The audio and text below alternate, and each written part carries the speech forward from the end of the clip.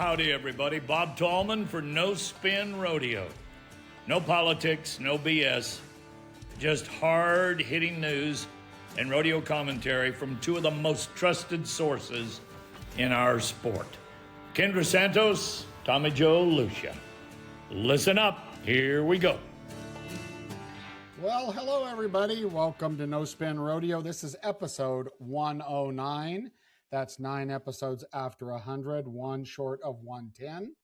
Welcome to No Spin Rodeo, and welcome the most famous co-host in podcast history, the first lady of pro rodeo journalism, Kendra Santos. Hello, Kendra. How are you today? I'm great. How are you doing? I'm peachy. Been a long week, but it's been a good week. So we just finished hosting the PRCA here in Salt Lake City, their sponsor summit and a committee marketing symposium. And so I thought it was pretty cool. I've got a handful of notes from that I'm not sure if I'm supposed to share or not, but what the heck? Do you want to hear them? Sure. Okay. So prize money currently this year is up $3 million total. That's from Tom Glaus. Do you know what the difference is in the number of rodeos, or? Well, I didn't write that down, but if I remember, it was 760 rodeos, but don't hold me to that. I was just wondering if the prize money is so much more, is it because there are so many more rodeos, or is it because the rodeos we have are adding more money? A lot of them are adding more money because they want to get on the playoff.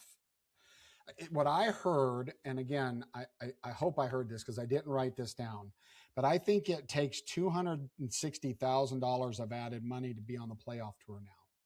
And there's 60 of those rodeos. That's incredible. That's incredible amount of prize money. And I heard something mentioned there that I think is really cool. And that is the goal of all of this is to try to create a proper middle class for rodeo athletes. And that's a really interesting statement there, I think. I really like that statement because the guys at the top are doing good. The guys at the bottom are starving. And we do need to create opportunities for someone that may not be in the top 10 to be making a good living. And I think we're headed in that direction. Well, what's interesting is obviously the guys who are not in the top 15 are the majority of the membership. So. Yep. Well, you got to win to make money, but you can't give everybody a blue ribbon.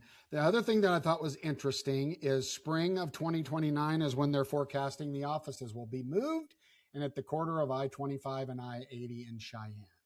Spring of 2029. I thought that was pretty interesting. And the one that, from a business perspective, for those of us that are dealing in the business world of rodeo all the time, the PRCA, they have their competition side, and they've always had a properties division that's in charge of selling their sponsorships. Also their media, as you know, because you have a history in this, their media and stuff is all under the properties division, which is currently being the manager of that is Paul Woody. And they announced a significant change. Basically, the PRCA took on a partner in sponsorship sales, and not a little one. They took on Learfield Sports, and you can Google that if you want. Learfield represents major universities across the country, 6 of them, I think, big ones, UT and things like this. They have a very big list of sponsorship contacts. And the guys that talked in this seminar that I was at are very excited about representing pro rodeo. The flip side of that is it sounds like 7 PRCA staff members will be looking for a new job that Learfield will fill. The caveat on that is those 7 positions, Learfield will fill them and they'll still work in the PRCA office. And they said that the current employees can apply for positions. They'll be first up to be considered for positions. So Learfield will be managing them and paying them. They'll be working in the PRCA office, and they'll be partnered with the PRCA on selling sponsorships, managing media, and things of this sort. Sounds like PRCA still has complete veto power of everything, but Is PRCA Media Department still a subset of PRCA Properties? Which, by the way, we should just say in general terms, you know, the PRCA is a 501c3, and PRCA Properties has always been the for-profit arm. So, for those who don't know that, so yeah, I guess I don't exactly know um, the hierarchy of everything. But I do believe that media, I'm 95% sure that they're still under the properties banner. And so, and there's a couple things. It's going to be interesting. The timing seems very interesting.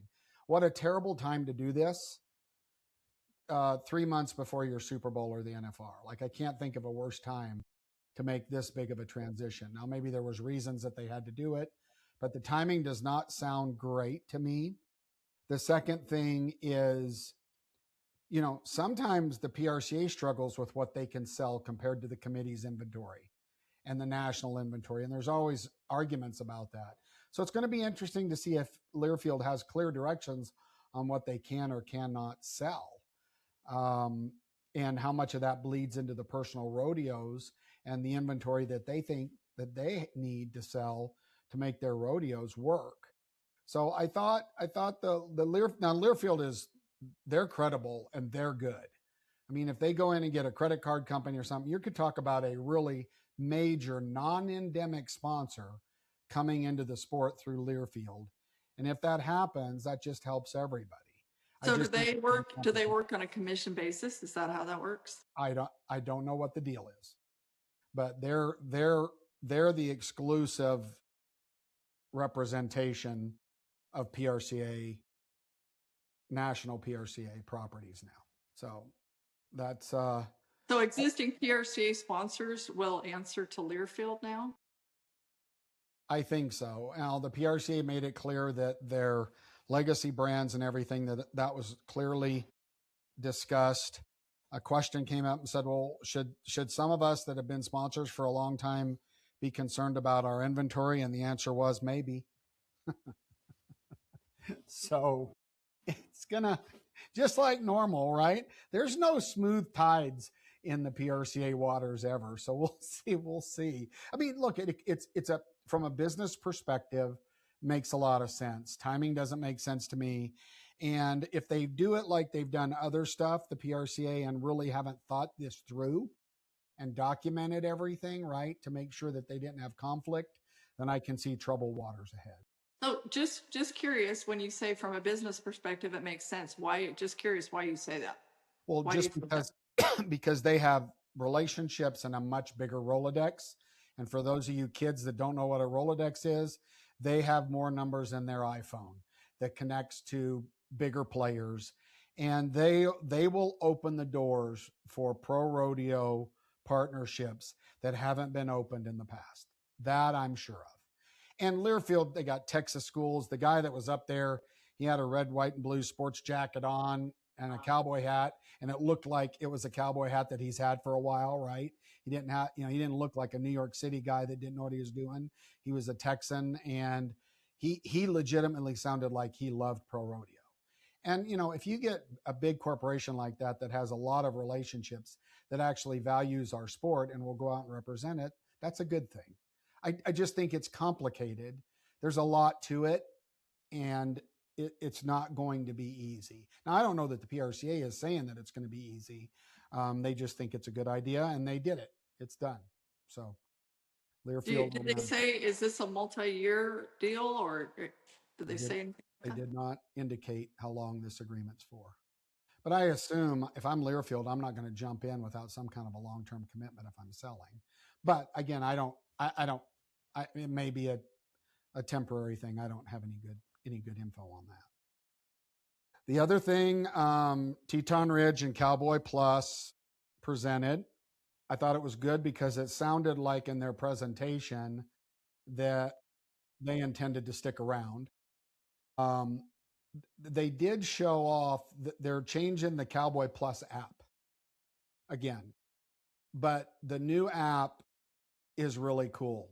Like, it's very interactive. You can dig down deep into different things. So look for an update on the Cowboy Plus app that has easier access to much more information than just, shows on there. Hey, you spoke of 7 layoffs at the PRCA. Have you heard things about layoffs at the Cowboy Channel? As I Yeah. have. Yep. Yeah, I've know of several people that have lost their jobs at the Cowboy Channel. Well, or at Teton Ridge. On both sides, not just from the Cowboy Channel, but on the American Rodeo side too. And so, everybody wonders, are they just leaning up and trying to do it right, which is smart. You can't lose money forever, and they're losing money. Are they prepping it to flip it? Who knows? But they're very engaged, and they continue to reinforce the fact that you're not going to see every rodeo on the linear channel, which we've heard. That was a very hard thing for the Cowboy Channel viewers to get used to, was that everything that was on the app wasn't on the big TV show. And they're going to continue to create shows like Rocker Steiner's. They've got 2 in the pipes, one's fixing to roll out. They're going to continue to do that, put the bigger rodeos on the linear platform, and continue to do, it sounds like, varied programming on the linear channel. And then if you're a rodeo, rodeo nut, you can get on the app and watch everything you want, as long as they deem the quality of the product is good enough to be represented. And Well, people like me dumped the Cowboy. I dumped the Cowboy Channel from my monthly package, and I watch things exclusively on the app now, which, I mean, it's really easy to watch it on your big screen TV or whatever. But yeah, but you're different. You want to see every rodeo, every run. The non all the time consumer likes that other stuff. It helps tell the stories about cowboys that you tell all the time on your pages. You said that there are 2 of these shows in the pipeline. There better be 4 at least, because they sent 2 people to my house for 7 hours the other day working on 4 different projects. So you're saying that these shows, like Hell on Wheels, or like they've announced that they're doing like a show on Dean Thompson, for another example, they're going to do more of this storytelling. Is that correct? That's the direction. Mm-hmm. Yeah, and I think something on Shad Mayfield's comeback, stuff like that. And it's storytelling, and it's good, and it's needed. It might bore you because you just want to see what old Charlie did on his 4th steer. Don't speak for me. Well, I'm just saying it might bore you. I didn't say it would. It might, but it is probably targeting a younger and a bigger audience, and the bigger audience that we have, the better off we are, in my opinion. Well, you're kind of cracking me up, because telling stories, that's what I've done for the last 40 years. So for you to say that would bore me is like, dude. Well, that's true. Fair dish back. That's true. I'm just saying, it amazes me at the amount of people that would sit and watch rodeo after rodeo after rodeo after rodeo on Cowboy Channel. And I love rodeo, but I'm not watching 24 hours of 600 rodeos. Right, but the it's kind of like going to the movie theater, or what's on television these days is a very low bar. So you got that. What else are you going to watch? The reruns, or no. And of course, Las Vegas Events did their presentation. 30 hotel partners. Nothing really big in, I would say, big in their presentation. I would say that it's life-changing as it relates to the NFR. And I think this has been announced, but I don't know. The icons are Bob Tallman and Fred Whitfield. Did you know that? Yes. Yeah. That was spoke in there. And which, you know what? And we need to update people sooner than later on how Bob Tallman's doing, for one. And when it comes to Fred Whitfield, that's very timely too. Obviously super well-deserved 8-time world champ, but kind of fun watching Fred Whitfield and Cody Ohl are going to have a match on October 25th. And to see those guys at the age they are now, and, you know, they were famous for their head-to-head battles, and they're both, you know, tying to the post and running some late at night, early in the morning. And, you know, Fred the other day was teaching the horse, at least one of the horses he plans to ride, Bonnie, like introducing her to the second loop if it comes up in the match, you know, things that today's rodeo horses aren't really exposed to. So, you know, to see those guys energized and they're going to go head to head is pretty fun. I think that is cool. You know, interestingly enough, I wanted to clarify something from the last episode, having lightly previewed the comments on our discussion about the first guy in a rough stock event being at a disadvantage. I just want to say that I don't disagree that that may not be the case in a lot. I think it's probably the case. However, I still maintain that if the judges do their job, that should not be the case. And production should not have to adapt what's good for the fans because the judges aren't capable. That's all I'm saying. I don't disagree that there's a lot of times that they set the mark on the first guy. But, you know, at the flip side of that is, Kendra, and we've talked about this, when one of the blue shirts gets on a bucking horse, he's probably going to get a few more points than someone else. It's just true, right? And I don't know how you fix all that, but it's just true. But I wanted to clarify that. I'm not saying that it doesn't happen, because we've all seen it happen. You know, point taken, and in your perfect world. But the fact of the matter, this is not a dig whatsoever on judges, but they are human beings. And also, I don't know. I mean, you know, but at the end do of the the day, fans have to have the high marked ride last? Do they have to? No, they don't have to. But again, if you're great at what you do, you're going to win, right? The cream. Would you agree that cream rises to the top? Yes, but do you have to put do you have to play rich get richer and put the cream at the end? It's an advantage. The rich get richer because they're better. I understand. So they don't need to be moved to the end. So we need to figure out a way to make sure that the common middle of the road riders get a chance at the money. Everybody deserves a chance at the money. Yeah, but I can't make them ride any better. I can't make them beat Stetson. They're not good enough to. Anyway, we already did this once. We won't do it again.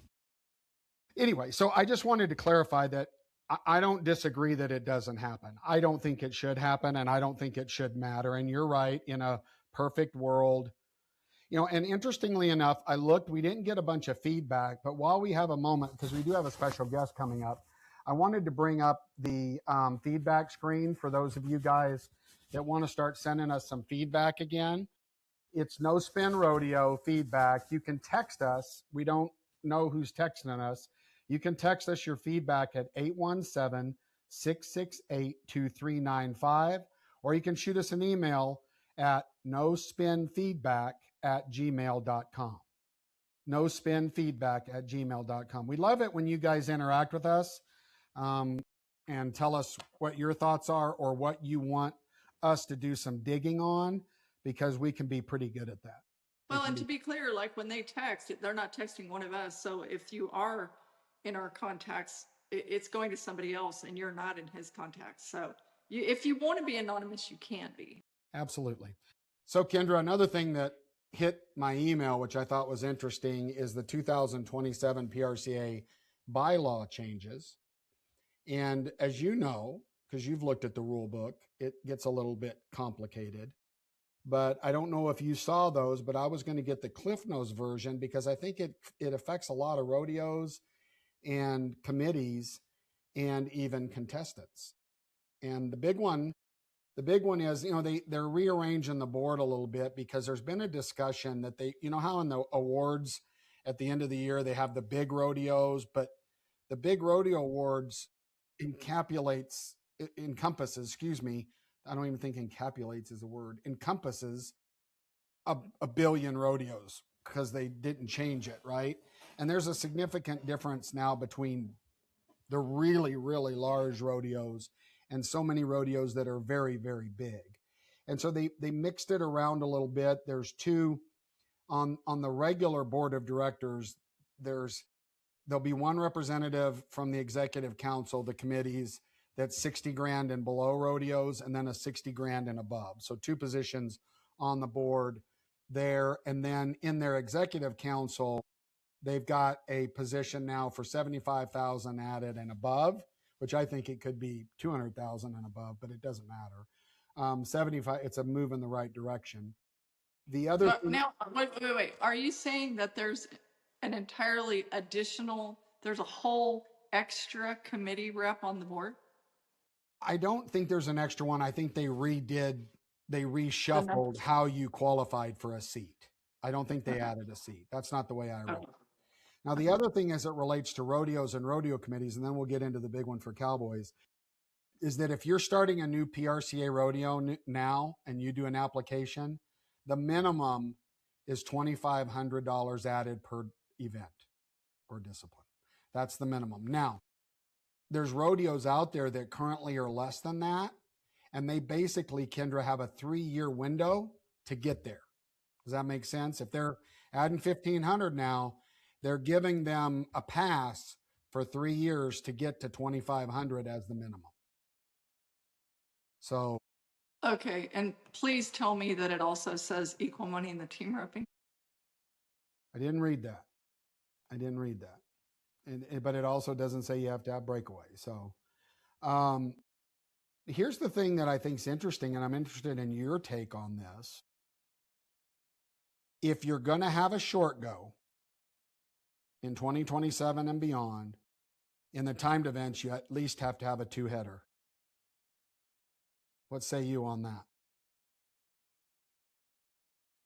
Okay, so how did it read before? It could be one and a short? Is that what you're saying? It could be one and a short. Caldwell, that's happening now, I'm pretty sure is one and a short. Now you have to have a 2-header if you're going to have a short go round. Who proposed this and why is my first question. I can't say that I actually know the background of any of that. I mean, being a timed eventer like you are, I would think you might know why someone would push for that. But if you're going to have a short go, you can't have one long round and then have a short go in 27. You got to have a 2-header and then come out of that. Does that go for all events? No, just timed events. Timed events. This doesn't affect rough stock. No. Okay, let's try to follow up on that. I'm curious as to who proposed it, because that's going to tell us where this is coming from, what it's trying to solve. This is news to me that this is happening. I've never heard anything about this, so I don't know what they're trying to do with that. Yeah, I mean, and it affects several rodeos. I think Caldwell's one. There's several rodeos that have one long round and a short go, or have traditionally, that we'll have to adjust. So that's a big deal. You know, and I would assume that means you either have a lot more cattle and have a lot more slack, or you're able to restrict your entries, one or the other, right? I mean, you know what I'm saying? I mean, if you got to have, you know. Okay, and my next question is, what do you do with a rodeo like, say, Cheyenne, that has like an unusual format? I'm just reading the approved bylaws that I'm giving you the Cliff Notes version. And again, I'm not an expert at this.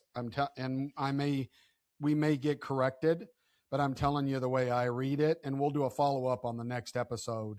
We'll follow up on this and find out if we can see what the motivation was and stuff. It's obvious the motivation for the minimum amount of added money. The motivation on the committee placement is that there's so many large rodeos, really big rodeos, and really big rodeos have a separate set of problems than even big rodeos. Does that make sense? There's just it's a different whole set of things you have to deal with. And it's very hard for every rodeo to live in the same set of rules as another, because whether it's parking or, you know, what your goals are, you want everybody in town. It's just different. And I think there's an effort to try to adjust that. It sounds like historically we've had small, medium, large, and it sounds like basically, well, but you're saying we're not adding a category, but it's almost like, do we need a small, medium, large, and extra large? That's what I think. I Okay. just think there's an extra large category out there. There's just a different level. Category, that doesn't mean we should add another committee person to the board, but that's a Well, whole different conversation. that's a whole different conversation. It depends on if that point of view should be considered when someone's making rules that affect everybody. Right? Okay, and another conversation we must have is who, is it a matter of added money that you get to start having rules that are not in the rule book? It has been in the past. Is that when we turn a blind eye because it's enough money, or what? How much power do you have before someone tells you yes? That's the way the world works, though. That's the way the world works, right? That's not anything specific to rodeo. The money drives a lot of things that aren't fair. We know that. We both know that. Doesn't make it right. Doesn't make it right. Now, what do you got going? What's going on in your world? Your turn. Well, I think the thing I'm most excited about right now, coming into my first year as president of the National Rodeo Hall of Fame Advisory Board, which I just took the reins from five-time world champion bullfighter Rob Smets, who's a lifetime friend of mine. Is we at our spring meeting, it was like, well, what are we going to do, to kind of raise the bar and do something, something where we always want to leave a lasting mark right behind us. And so what can we do now? So a couple things are coming in that direction. One starting this year and one starting next year. And the initiative that is starting this year is the Rodeo Legacy Award is new. And our board at the National Rodeo Cowboy Hall of Fame, National Rodeo Hall of Fame, I get the old National Cowboy and Western Heritage Museum. It's all, anyway. Our board is for the National Rodeo Hall of Fame in Oklahoma City. And starting this year, we came up with a new award and to recognize rodeos with like major impact and tradition and contributions to our history.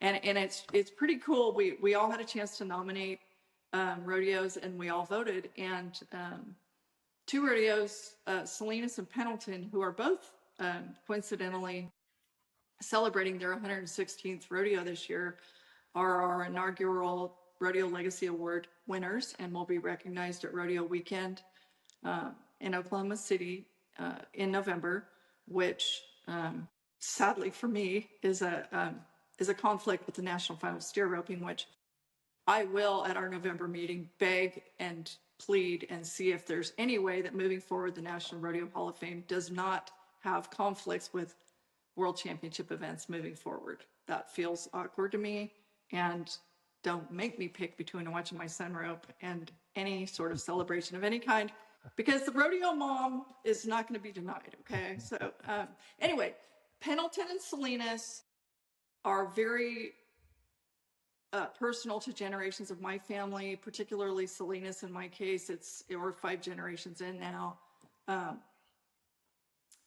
But so appreciated is it's not easy when the old ranchers who got all these balls rolling, die off and are replaced by people, who come from town, whatever, who are wonderful. And it takes staffs and it takes volunteers and it takes committee people and all these things. But holding on to tradition is not easy.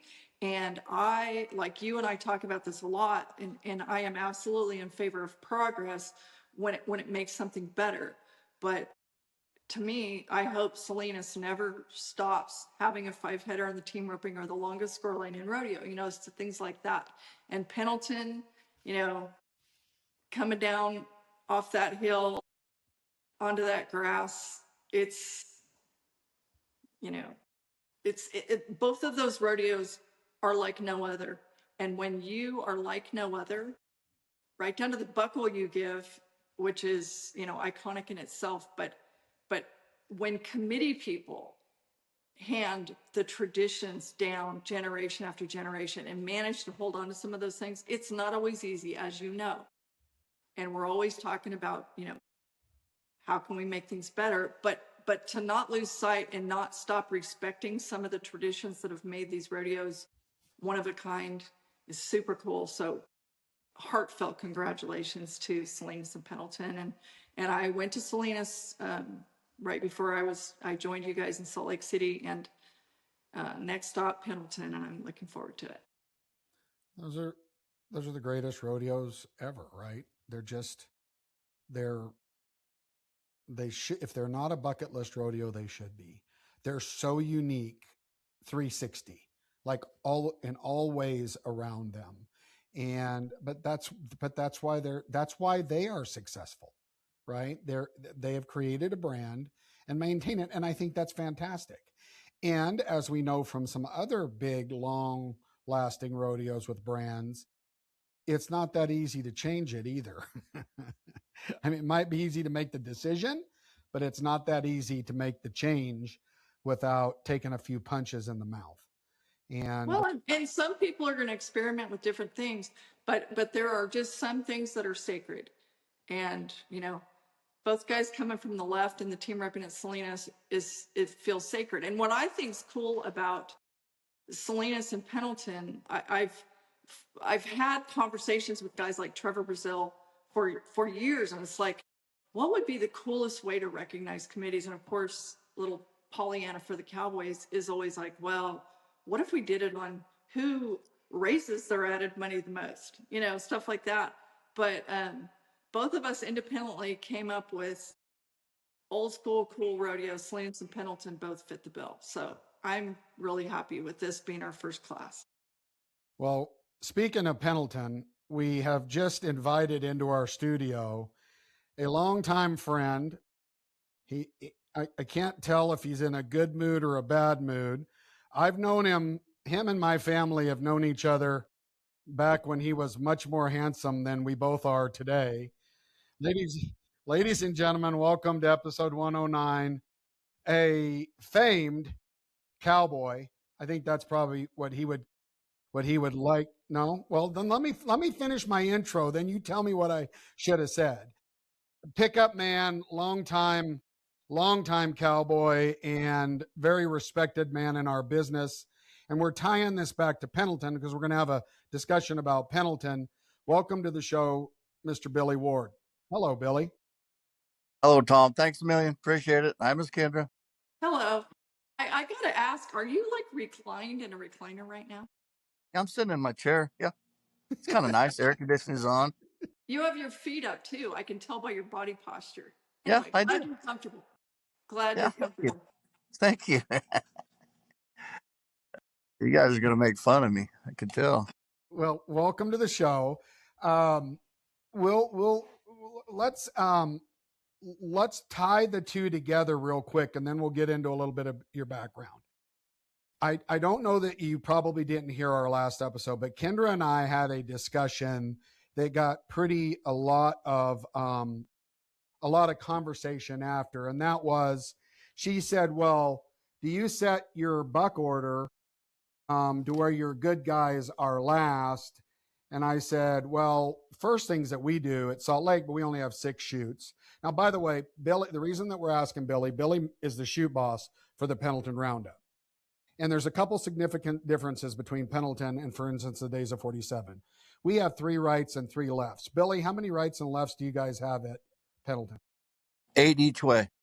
8 each way. So double the amount. Now, remember, if you're not a big-time rodeo guy, the lefts and rights are which way the animal exits the chute. And that's what they get used to. They buck. They can be in the front or back all the way up.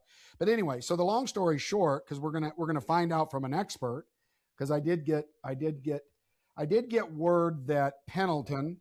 So I'm gonna ask the expert who manages this, that you guys draw your buck order for your long round. Is that true? No. Every morning, we have to wait until 11 o'clock to set the buck order because of walk-ups. And so I'll sit down with the primary stock contractor, which the last few years it's been Wade Sankey, and before that it was Keith Barrington or whatever. And so we sat down, and those guys pretty much set the buck order for the day. And most of the buck order for the day is based on whose livestock is out every day, because it's pretty hard to get around there at Pendleton. And like there's some chutes there at Pendleton that don't have flank boards on it. So what we try to do more than anything is to set the horses up and the bulls up to where a guy gets to flank like 3 or 4 of yours in a row, because there's so many different guys or whatever. And I mean, we do really have a buck, or I mean, not a buck order, but you kind of pick and choose a little bit about, whose horse is going to be the start horse and who's going to finish, and when you get those good NFR horses or whatever, and you got a good matchup, you try to make that happen. Not going to lie. Now, Okay, on that, can I ask, so you're basing it on which horses that day you think are the biggest buckers, or are you doing it based on the matchups of who drew those good horses? I think you kind of do it both ways there, because we tried to say I don't know, say Nance Vold has, or Wayne Vold has like 5 horses out in the bareback riding, or that day or whatever like that. We try to like buck those, and there's 3 lefts and 2 rights. You try to start with those 2 lefts or those 2 rights or whatever like that, and then go back and get those other 3 or whatever, so that it's easier for those guys. Because usually at Pendleton, we still have to have horses that roll in, because they usually buck about 20 to 22 a section. So I can't really say that it would be based on cowboys or horses. It just depends more on the number of the stock contractor that has the animals out that day. Now, do you think at Pendleton that it's a disadvantage to be the first gunner out? Okay, so I started this the first year. This was in 2015. The very first bareback rider, if he nods his head and the gate comes open before Wayne Brooks counts down 1, 2, 3, let her buck, I paid that guy $100 out of my pocket, because I felt that made the rodeo start off with a bang. And I was taught by a guy that, man, if you get it going right off the get-go, you can have some lax moments in there, nobody will notice. And then after a while, when that got going a little bit, the committee found out that I was giving them guys $100 bill if they nodded. Then they started doing it. And so I've seen guys be the first gunner, make it back to the short round, and I've seen the last guy too. I don't think it really, I think it just depends on how you want to play the game. Interesting. Kendra, follow up on that? Well, I want to take a step back. How many times did you pick up the NFR? 7. And how many times did you pick up at Pendleton? 15 years. 15 years. And which year did you retire from picking up? 2014. Pendleton was my last rodeo. I got you. Why did you decide for Pendleton to be your last one? Well, I was fortunate enough there that I had some really good committee contracts. And that was my last committee contract that I had. And they offered it to me, and I'm like, no. And the next year, and I'll just tell you, I was crippled. Like, I got 2 new knees the next year and just new hips, and I just couldn't do it anymore. And I wasn't doing the job that I wanted to be getting done, to tell you the truth. And so I just said Pendleton was it. And I didn't put in for the NFR that year, nothing, because I've seen too many guys use that for a pity vote, and that pisses me off. And so I didn't do it. And that was the last one I put in for. I have a question about picking up there. Like, my timed event cowboy friends, they've always told me, like, the grass at Pendleton is be respected but not feared. Is that the case when you're picking up there? Well, my heart's not very big, Kendra, so I'm not gonna lie, that scared me. It really wasn't my cup of tea, if you wanted to know, because I didn't feel like I could ever circle a horse around or do things that I really wanted. Gary Rimple's the one that taught me. He says, Bill, just go straight. And so that's what Gary Rimple and I kind of did. And I think we might be the only 2 in the whole outfit that hasn't fell down there. So Well, I don't know. you don't see bulldoggers or haze horses. They go straight, and you don't see them wreck. So Nope. And I just, and I hate to be that way, but it just, I don't know. I don't want nobody to get hurt, myself or Cowboy or Animal or anything, you know. And like it was, and it depended on there. Like if Pendleton had a wet, rainy summer, the grass was really good. It's not that slick. But if it's been a dry, hot summer, that grass is terrible. Yep. really, huh? Well, now I know, like when there's a misty morning at Slack, that can be. Now that could be dang slick, or if it rains. Yes, I'll promise you. That's, yep. That's, well, we all know Mr. Booth, and yeah, there's been lots of bad wrecks there. But Yeah, and for that happened now a long time ago, 1995, and uh, Mike Booth was a good friend. He rode my brother's horse at the NFR. He actually was like a neighbor here in my tiny town at the time that he died, and I had just left the PRCA the first time, and I was still living in Colorado that day, and I got a call from Ty Murray, and he told me about it. That's the only team roper that I can think of that I've ever known. I've known, we've all known bull riders who've died and different things, but I mean, it's no, he broke his leg and then he died. And so for people who don't remember that, I mean, it has actually happened. So yeah, that grass up there, I'm not gonna lie, it's different.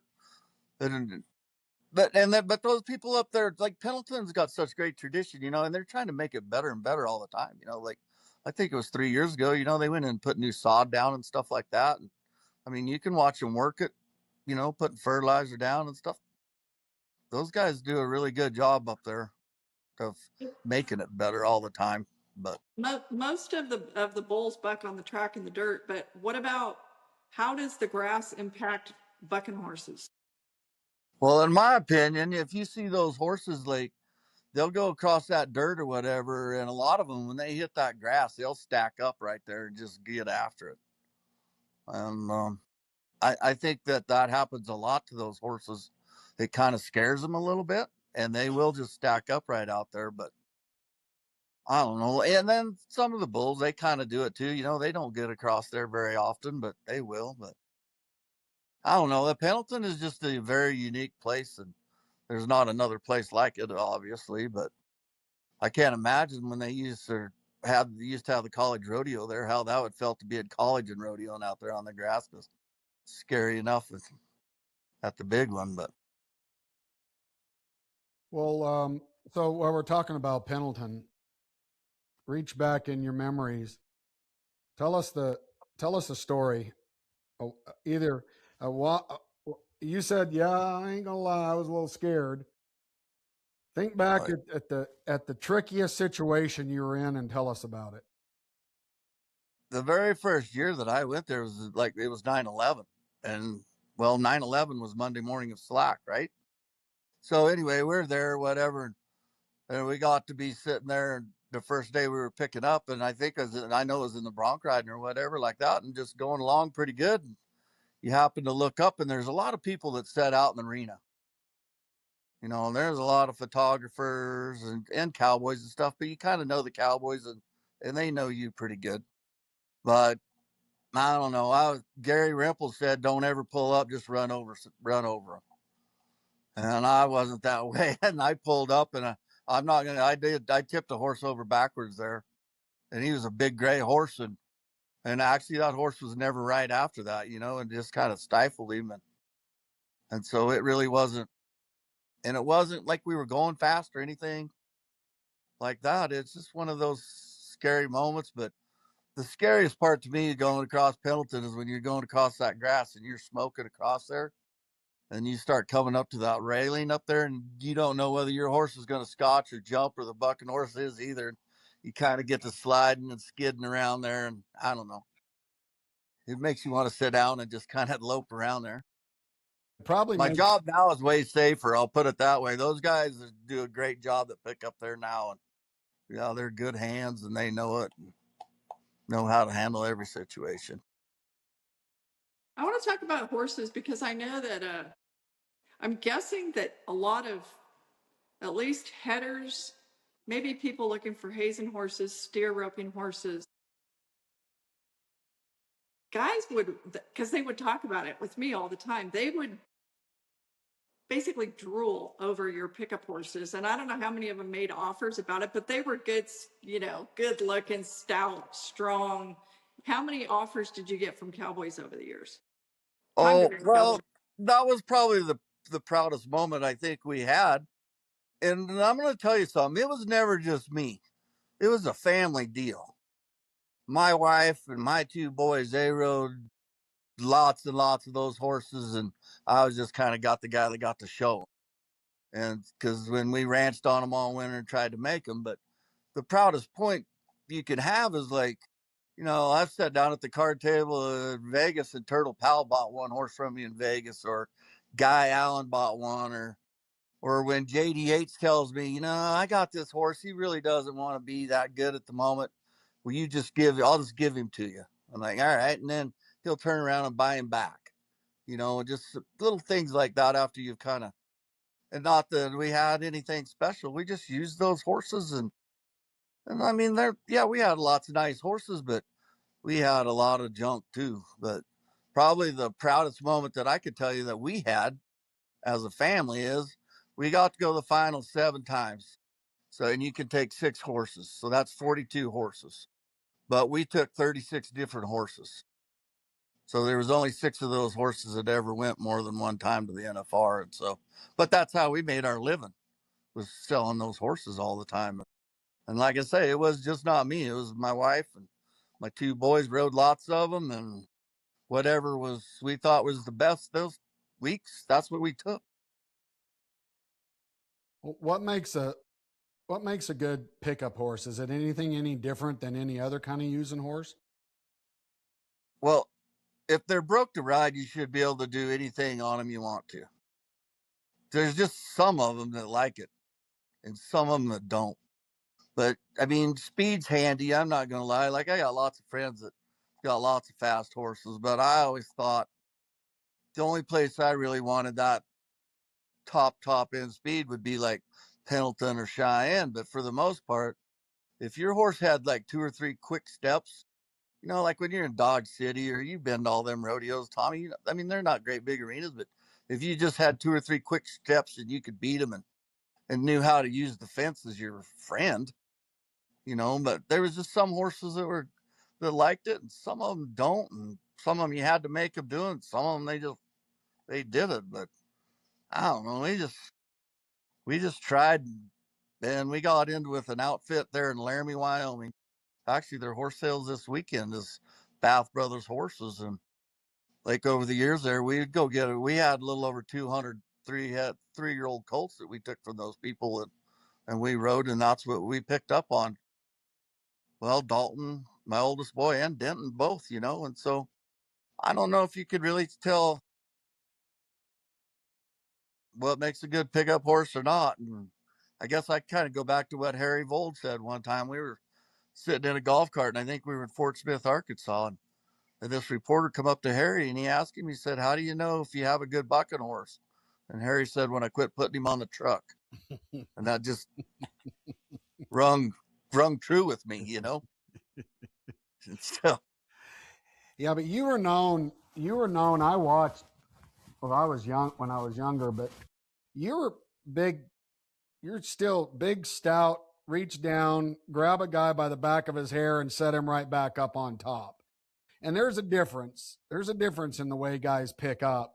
Like, you come riding up, they better get a hold of you or learn a lesson. And that's just different now. I'm telling you, they're just different now.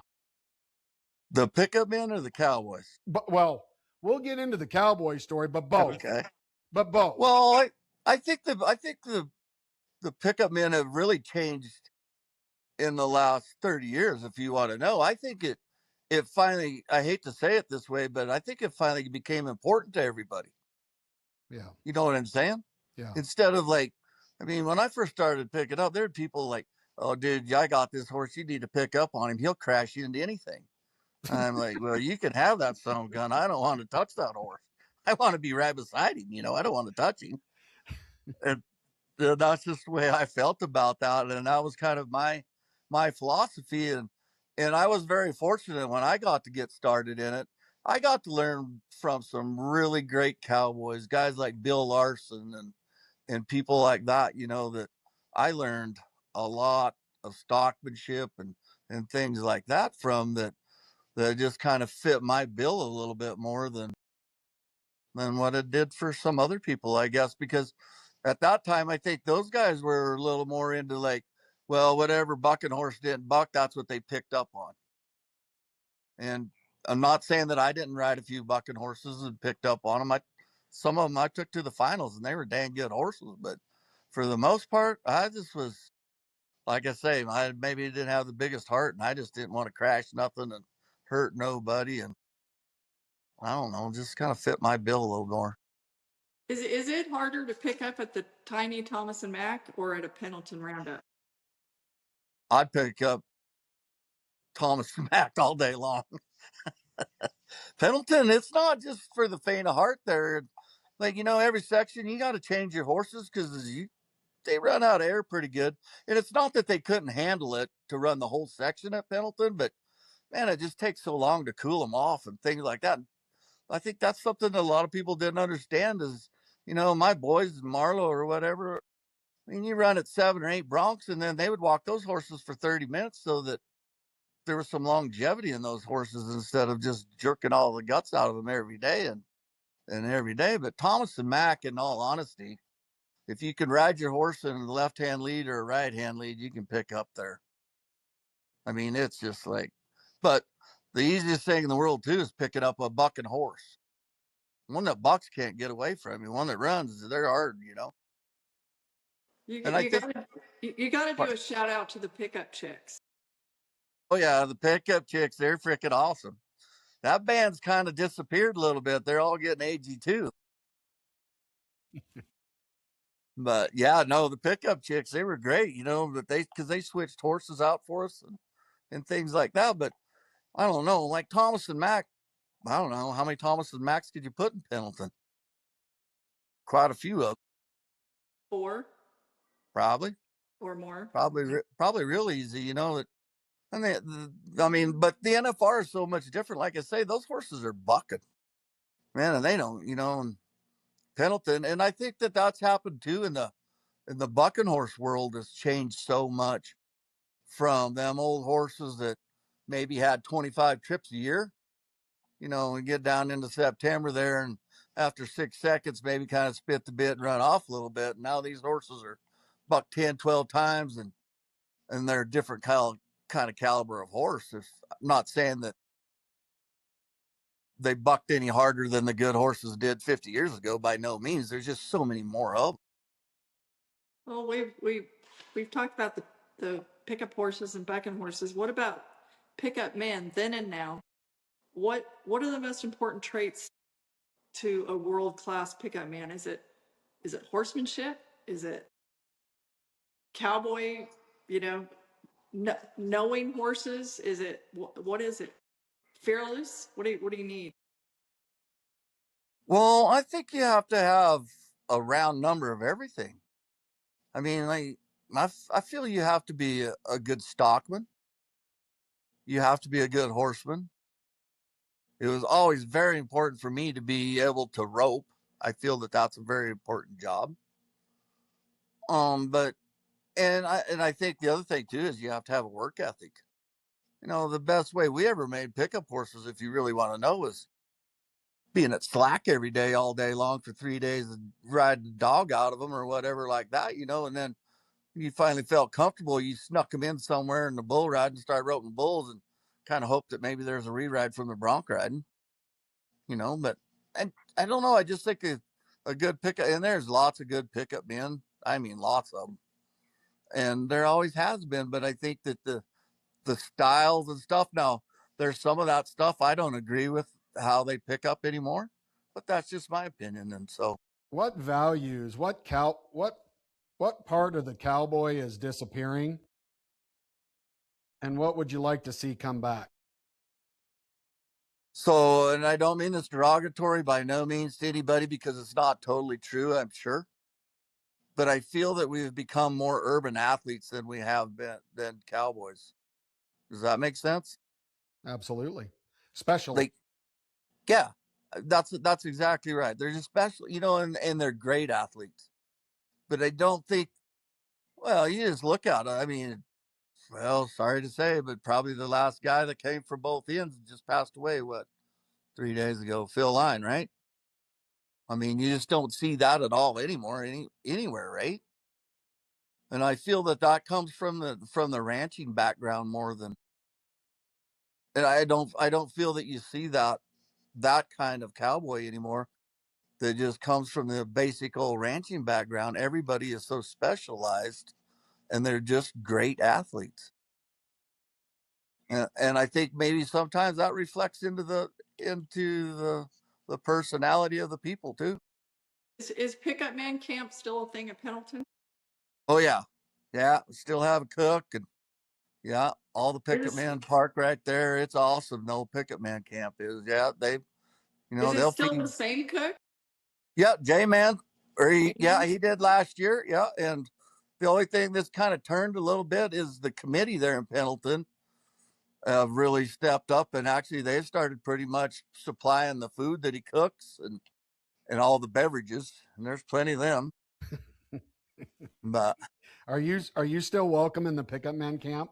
actually, I get to park right in the middle of it. I'm like their co-leader. Me and Bob Marriott, we're kind of their co-leaders. It's cool though, like campfire. It's old rodeo stuff. And what's cool too, when we talk about like different eras or whatever, back in the day, not only did a lot more guys work more than one event, but they stayed in town. They stayed at one rodeo all week. And Oh and yeah, that we see that at Pendleton still. yep. And yeah, and that's probably the hardest thing for like me was when I quit picking up was seeing all the people, like, well, like the year that Tommy went for Hank Franzen when you were clowning for him. We were what?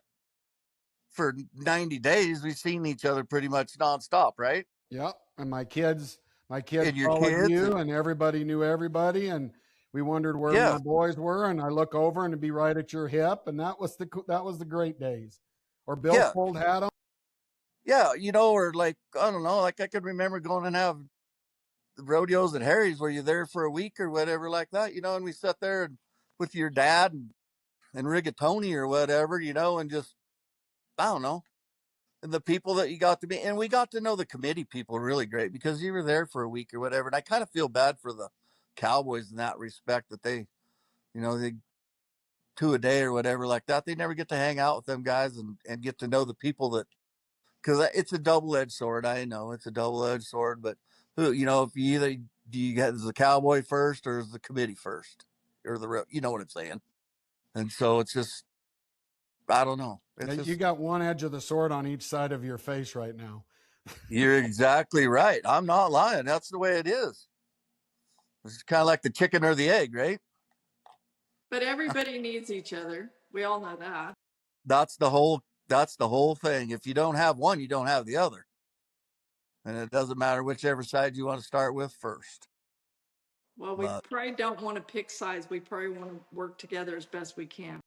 well, I think that's the whole thing, and you look at the new things that these committees are doing, like the money that they've come up with. And I mean, they're making it to where you can really make a living rodeoing now.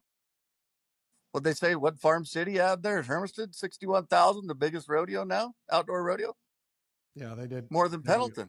Yep, they did good, and their added money is big. They're doing great, and just Yes. like I told Kendra, the pro tour, I think it's $260,000 is the minimum added money to be one of the 60 rodeos on their playoff series, right? I the pro That's a tour. lot of money. That's a lot of money. Yeah. I mean, but I think, and I don't know, and I don't go lots of places like you guys do or whatever, but man, it still kind of seems to me like the crowds are still good if you have a good production. You know, I don't know. I don't Crowds know. are good. Just Rodeo's good, and everybody has their own opinion, just like you do. Some people want to go eat Mexican food, and other people would prefer a burger. right. Everybody's got their own opinion on what's great. Um, but at the end of the day, right now, Western Lifestyle is doing well, and things are growing, and we just got to make sure that we're representing ourselves well so that the next generation wants to buy a ticket, right? So that was another old thing that Harry told me one day. We were driving in somewhere, and I can't remember where we were at.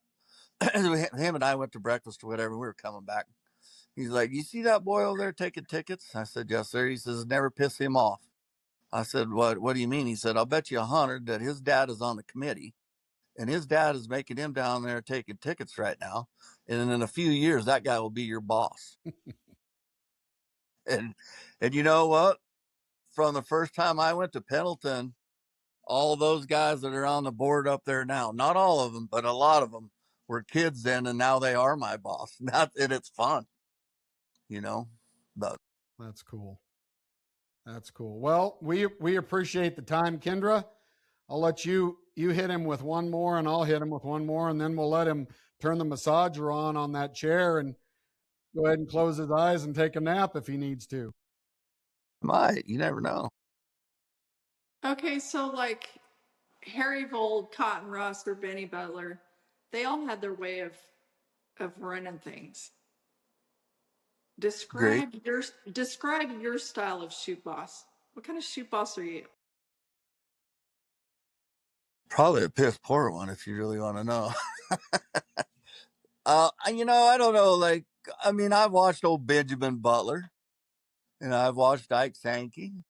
I never was around a cotton rodeo. I'm sorry. I mean, I knew who he was and got introduced to him, and I was around Harry. And I think that if you really pay attention, like Benny and Harry and them guys, they were more of like the old traditional style, like, well, Tommy would have to know this one too. Is like, you never told a joke during the bronc riding at Harry Vold rodeo. I don't care what clown you are. I don't care if you won the buckle. You did that, you're going to get a butt chewing from him. But I think that everybody's kind of figured out that some people maybe don't take criticism, or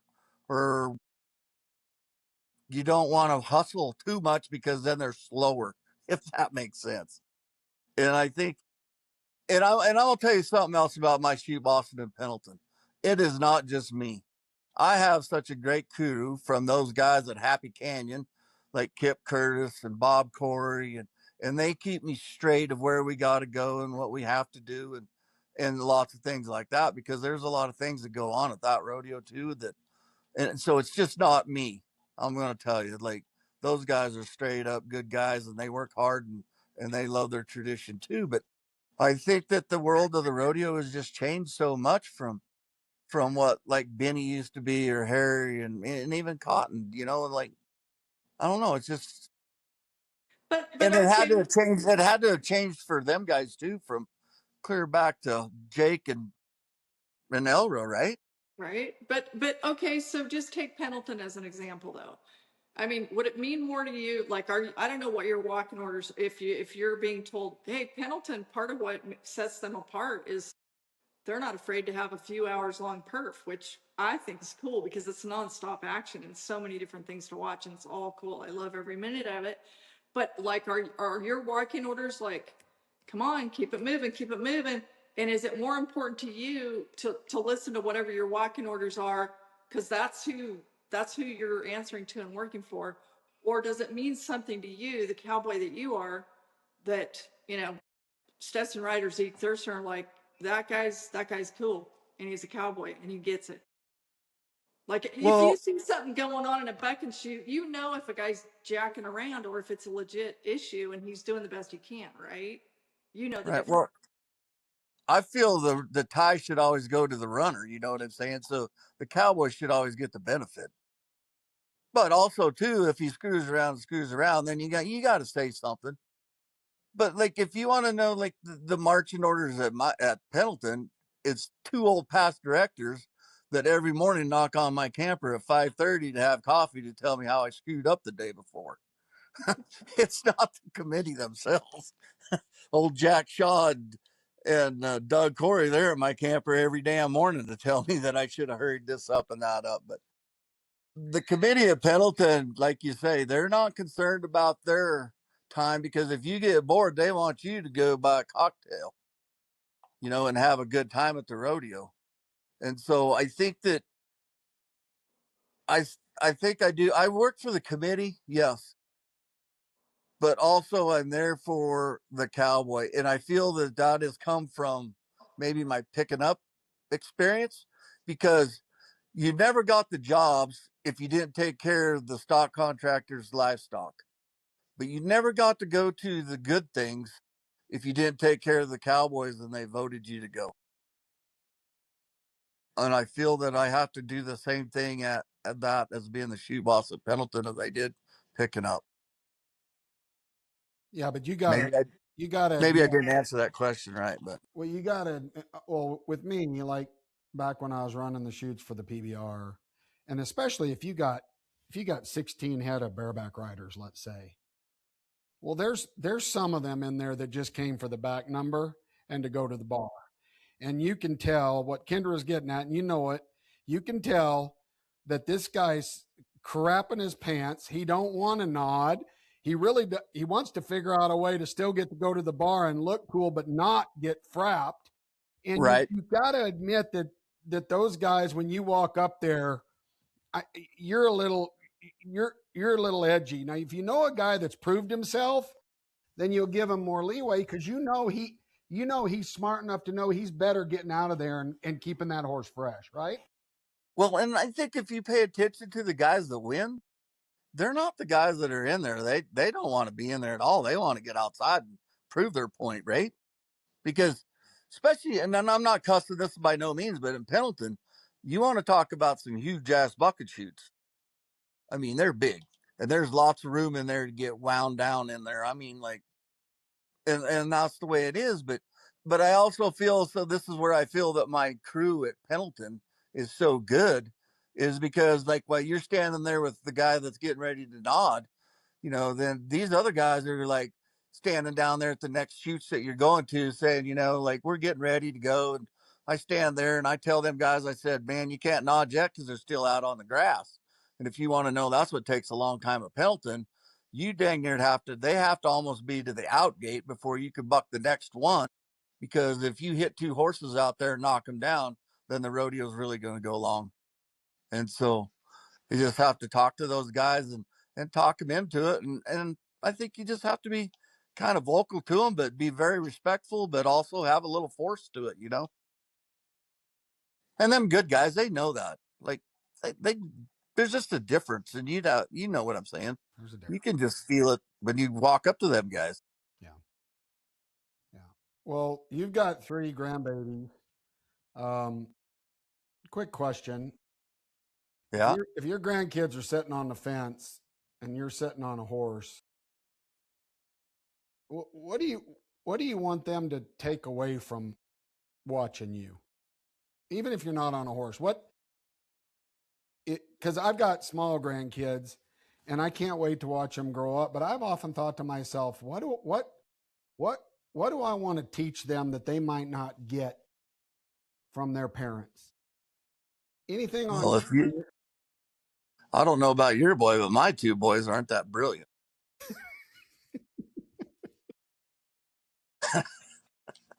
No, You've got no. as good a kids as there. You know what? Good humans trump that all the time, Sparky. Yeah, I know. Like my grandkid. Okay, so we have Riata, which is 8, Ransom Bill's 5, and Sterling's 2. I mean, they're little, but I don't really, whatever they want to do in life, all I want them to do is make sure they put all their effort into it. And this is what my grandma Nellie told me a long time ago. She said, soap and water and politeness will get you through the world. And I still kind of hold that true. I'm not going to lie to you. And I think that if you're polite, and I know it's not proper sometimes to say yes, ma'am, or yes, sir, but I still do. And I think that that's a way to get through the world. And I believe that. And I hope them grandkids can understand that and have loyalty to things is probably the biggest thing, and enjoy it. Because if you don't enjoy it, then you're not going to do a good job. I don't care what it is. Pretty cool, coolio. Kendra, Oh. any final thoughts? Well, I probably won't see you at the Letterbuck room, but I will come say hello at Pickup Man Camp if that's cool. That'll be awesome, because you won't see me at Letterbuck either. I'm too damn old for that place. Those days are gone, huh?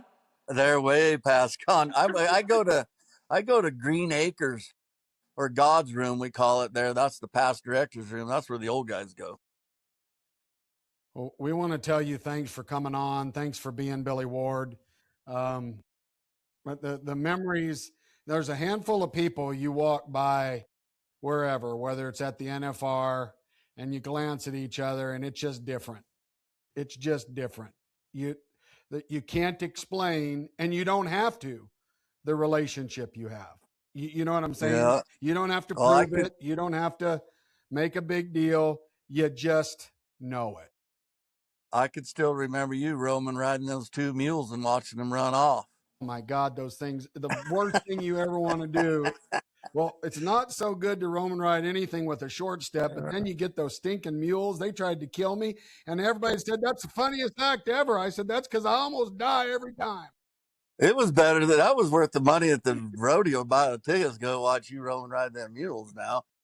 Oh my God, we used to laugh. Well, you should be very proud. You've got, as you know, one of the most amazing wives ever. Your kids are fantastic. Your family are great humans. And it wouldn't just be me that say this. Anybody that knows you and your family know what you guys are. And so hats off for being one of the ones that people should be looking at today. Well, let me tell you guys something. We're very thankful that you guys promote rodeo the way you do. And you guys should be proud of what you guys have got going and bringing new people to the sport all the time, and even taking people that have been in the sport for a long time that maybe got dull on it back to having some sharpness in their life because of what you guys do. Thank you. So thank you guys very much. You guys have a wonderful day. You too, Billy. You have a good day. Thanks, Tell Billy. the family hello. All right, you guys take care. You too. Wow, Billy Ward's has always been one of my favorite. There's a handful of people that you just seem to mix with well, and Billy, I just think he's one of the OG Cowboys, always has been. Love to watch him pick up. Bill Larson, his father, those guys back in Volt when we were with Franzen's, it's great memories, and and he's got a fantastic family. He has a fantastic family. And we appreciate him coming on, and we appreciate you listening to us, giving us your time and your day here on episode 109. And it would be remiss to not say, please keep in your prayers and your thoughts the Hammaker family. I just can't imagine. I just can't imagine. So. No, there really aren't any words for that. So Pray for them. Think about them. They're coming to the Utah State Fair rodeo. Life goes on, but that doesn't mean it's easy. Kiss the ones you love. Don't take anything for granted. We appreciate you being a part of our No Spinners. Send us some feedback, and until next time, this is No Spin Rodeo. see you at Pendleton. Better back.